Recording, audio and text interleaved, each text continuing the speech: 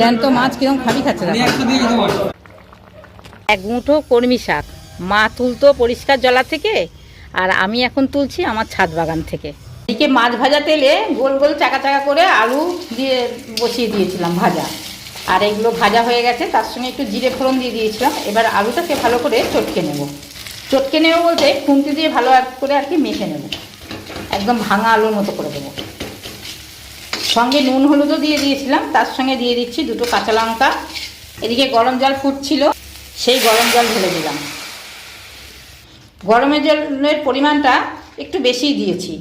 জলে খাবি খাওয়া মাছগুলো একটু লাল লাল করে ভেজেছি, কারণ এখন সব কাটা, তো কাটা এখন খেতে পারে না, তাই জন্যে হালকা করে ভাজলে কাটাগুলো ভীষণ গালে লাগতো। এদিকে মাছের ঝোলটা ফুটে গেছে, এক মুঠো কলমি শাক দিয়ে দিচ্ছি। কলমি শাকটা যতক্ষণ না সেদ্ধ হবে ততক্ষণে মাছ দেবো না। কলমি শাকগুলো সেদ্ধ হয়ে গেছে।